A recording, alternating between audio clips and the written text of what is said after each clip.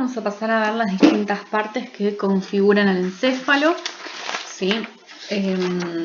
Tenemos, como habíamos mencionado anteriormente en la clase de ontogenia, las divisiones principales del encéfalo. Tenemos el prosencéfalo, el mesencéfalo y el rombencéfalo, y que luego se van a subdividir.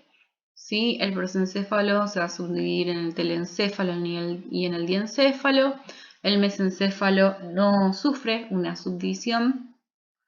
Y el rombencéfalo en metencéfalo y mielencéfalo. ¿Sí? A su vez, estas subdivisiones tienen estructuras principales. El telencéfalo, vamos a encontrar la corteza cerebral, los ganglios basales y el sistema límbico. En el diencéfalo el tálamo y el hipotálamo, en el mesencéfalo el tectum y el tegmentum, en el telencéfalo el cerebelo y la protuberancia, y en el mielencéfalo el bulbo raquídeo. Ahora vamos a empezar por conocer las distintas partes del tronco cerebral. Para eso vamos a conocer las características del bulbo raquídeo, de la protuberancia y del mesencéfalo, que conforman justamente al tallo cerebral. Y después vamos a adentrarnos en la configuración, o sea, las características principales del cerebelo. Luego del diencéfalo, ¿sí? Como parte del prosencéfalo, en el tálamo, en el hipotálamo, el subtálamo y el epitálamo, que también vamos a conocer. Y por último vamos a ir a adentrarnos en la subdivisión del telencéfalo, pasando por las estructuras de la corteza cerebral, los ganglios basales y el sistema límbico. Bien. Como dijimos, entonces, el tronco cerebral o el tallo cerebral va a estar dividido justamente en el bulbo raquídeo, en la protuberancia y en el mesencéfalo. ¿Sí? Recuerden entonces que el tronco cerebral estaría compuesto por el mielencéfalo, ¿sí? Por una estructura del metencéfalo como es la protuberancia y por el mesencéfalo. ¿Sí? Va a contener un montón de fibras ascendentes y descendentes que van a conectar al tronco cerebral con el cerebelo, con la médula espinal y con los distintos, con los dos hemisferios cerebrales, ¿sí? A su vez, en el interior, ¿sí? O sea, en lo que es el tronco cerebral, podemos encontrar los 12 pares de nervios craneales, ¿sí? Que ya habíamos visto en clases anteriores. Recuerden que teníamos nervios sensitivos, nervios motores y nervios mixtos. Y vamos a conocer entonces ahora la configuración del bulbo raquídeo, ¿sí? Que es este que ustedes tienen acá. El bulbo raquídeo se encarga de funciones muy importantes para nuestra supervivencia porque son funciones involuntarias, ¿sí? De nuestras vísceras, regula la frecuencia cardíaca, la respiración, la salivación, ¿sí? Es básicamente, digamos, si se produce una lesión en el bulbo raquídeo, puede generar la muerte o puede alterar justamente porque altera las funciones vitales, o un paro cardiorrespiratorio. Si nosotros podemos tener lesiones en distintas áreas del cerebro, pero en esta área en particular, ¿sí? Que tiene que ver con lo básico que necesitamos para sobrevivir, si se produce una lesión, bueno, puede generar justamente, puede llegar a la muerte, ¿sí? Por otro lado tenemos la configuración, entonces, en particular del bulbo raquídeo. Acá lo que pueden ver es un surco medio anterior en el cual se observan las pirámides vulvares, ¿sí? Se denominan pirámides porque están compuestas por haces de fibras descendentes llamadas haces piramidales, ¿sí? Y por detrás se observan las olivas vulvares, que son elevaciones, ¿sí? Que hay en el bulbo raquídeo. A su vez tenemos la decusación piramidal, ¿sí? De este conjunto de fibras que explican el por qué, ¿sí? El movimiento de un lado de nuestro cuerpo es controlado por el lado opuesto del cerebro, ¿sí? Como mis movimientos del lado derecho de mi cuerpo son controlados por el hemisferio izquierdo, justamente por esta decusación que va a conectar a la médula espinal con el bulbo raquídeo, con el resto del encéfalo. Por otro lado tenemos lo que es la protuberancia o puente de Barolio como parte del metencéfalo, ¿sí? Recuerden que seguimos, ¿sí?, en lo que es, en este caso, en el rombencéfalo, el metencéfalo. Vamos a ir ahora a la protuberancia. Bien. La protuberancia, entonces, está compuesta por un conjunto de fibras tanto transversales como longitudinales, y esto le configura un engrosamiento justamente del tronco cerebral, y es lo que va a conferir entonces esta subdivisión, ¿sí? Entonces acá tenemos al bulbo raquídeo y a la protuberancia, que va a estar por encima justamente de la protuberancia del bulbo raquídeo, por debajo del mesencéfalo, ¿sí?, y por delante, ¿sí?, del cerebelo.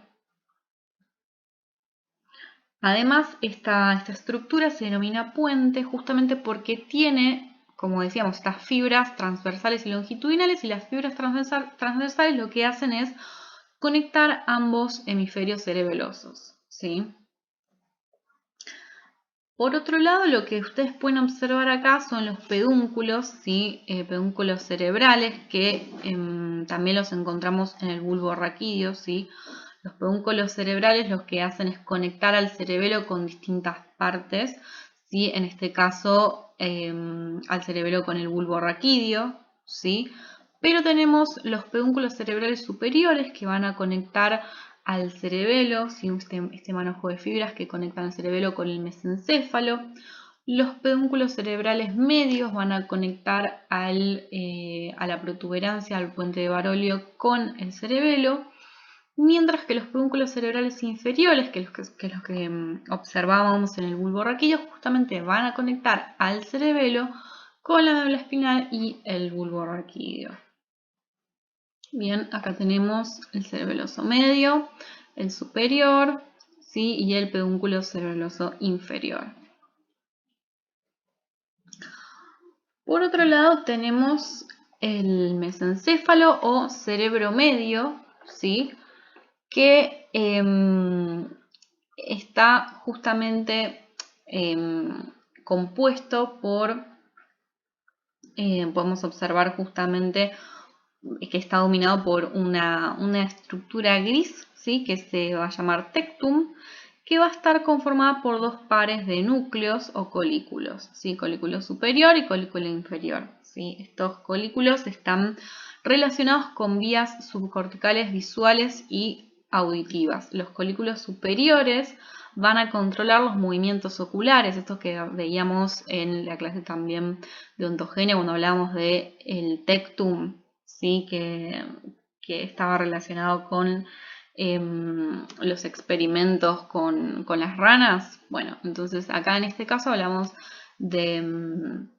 tectum óptico, ¿sí?, que se encuentran estos colículos superiores que están implicados en los movimientos oculares. Los dos colículos inferiores relacionados con reacciones motoras ante estímulos auditivos. Bien, dentro de lo que es el mesencéfalo vamos a encontrar a la formación reticular o el SARA, ¿sí?, que se encarga de justamente de regular lo que es nuestro ritmo circadiano, ¿sí?, está relacionado con los ciclos de sueño y vigilia, ¿sí?, regula nuestro tono muscular también, la postura, está implicado en el reflejo del vómito y está compuesto por un grupo heterogéneo de neuronas. Bien, la formación reticular tiene conexiones a su vez con distintas áreas, por ejemplo con los pares craneales, ¿sí?, con el cerebelo, con la médula espinal y con la corteza cerebral. Entonces el sistema reticular se va a encargar, como dijimos, ¿sí?, de recibir información sensorial y activar de esta manera la corteza cerebral para estimular el estado de vigilia, ¿sí? Como decíamos que se encargaba de los ritmos circadianos justamente son ciertos cambios fisiológicos que tiene un organismo que van a responder a lo que vendría a ser la relación entre la luz y la oscuridad, el sueño y la vigilia. ¿Sí? Hay ciertos cambios a lo largo del día, por ejemplo, acá los pueden observar, ¿no? Por ejemplo, a la noche, ¿sí? Aumenta la secreción de melatonina, que es la que empieza a aparecer justamente cuando empieza a disminuir la luz del sol. Entonces eso es lo que permite dar lugar al sueño, ¿sí? Y lo que sucede es que estos, por ejemplo, si nosotros recibimos un estímulo visual, como por ejemplo la luz, ¿sí? Lo que hace es activar justamente o sea, enviar señales, ¿sí? A nuestra corteza cerebral y da la señal de mantenernos despiertos, ¿sí? Porque lo que hace justamente el sistema reticular a través de la regulación de los ritmos circadianos es que, bueno, cuando empieza a disminuir la luz solar, se empiezan a enviar señales justamente para que se aumente la cantidad de melatonina. Y si nosotros tenemos un estímulo visual, ¿sí? O sea, tenemos luz, le damos la información al cerebro digamos, de que continúe con el estado de vigilia. Por eso es que para todo lo que es la higiene del sueño se recomienda eliminar el celular, las pantallas, las luces y no poner luz tenue, ¿sí? Porque de esta manera estamos dando la señal al cerebro de continuar justamente en un estado de vigilia, ¿sí? Y el sistema reticular es el que se encarga justamente de esta regulación de los ritmos circadianos. Por otro lado, también encontramos los núcleos del RAFE en el tronco cerebral, que van a formar parte del sistema reticular y que se van a encargar también de controlar justamente los ritmos de sueño y vigilia, porque se encargan de liberar serotonina. Vieron que en ciertos diagnósticos, tal vez van a ver más adelante, como puede ser la depresión, hay cambios en todo lo que es los ciclos de sueño, si puede haber insomnio o hiperinsomnia.